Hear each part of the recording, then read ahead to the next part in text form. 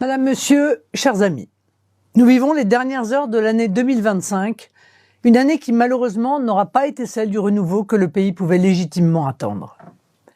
Disons-le, sur le plan politique, ce fut pour notre pays une année d'enlisement, une année où rien n'a vraiment été décidé, sinon de maintenir en place des gens que l'on a trop vus ou pas vus du tout.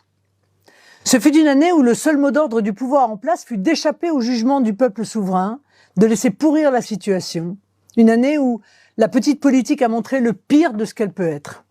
Dès lors, la spirale du déclassement s'est poursuivie.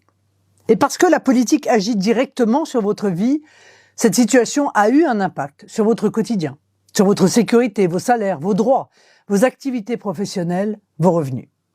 Sachez combien je suis attristé de n'avoir pas réussi à vaincre cette confiscation institutionnelle du pays par ces petits intérêts de partis, voire de clans, et désolé d'avoir vu durant ces mois notre pays s'enfoncer encore et encore dans le marécage qu'est devenu cet épouvantable quinquennat.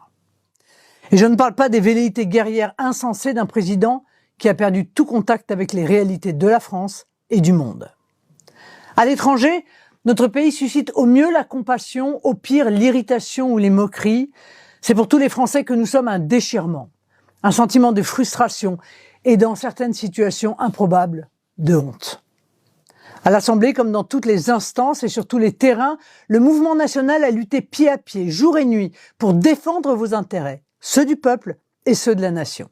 Nous avons remporté de beaux succès politiques, comme par exemple la dénonciation des accords ruineux avec l'Algérie de 1968. Le long combat du budget, annihilé par la loi spéciale, devra reprendre en janvier, même s'il reste un combat de retardement quand la situation appelle un grand mouvement salvateur. Chacun a conscience que la solution réside dans le retour au peuple pour une vraie alternance. Cette alternance nationale à laquelle nous travaillons depuis tant d'années et dont le pays, à l'image d'un nombre croissant de nations dans le monde, a désormais impérativement besoin. Vous sentez d'ailleurs que le basculement est proche. C'est pourquoi il ne faut rien lâcher.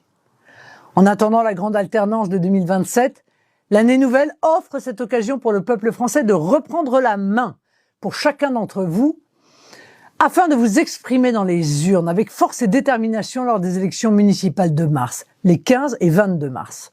Le changement peut commencer sans attendre, dès 2026, dans vos communes. Vous devez vous apprêter à voter, mais aussi, autour de vous, à faire voter.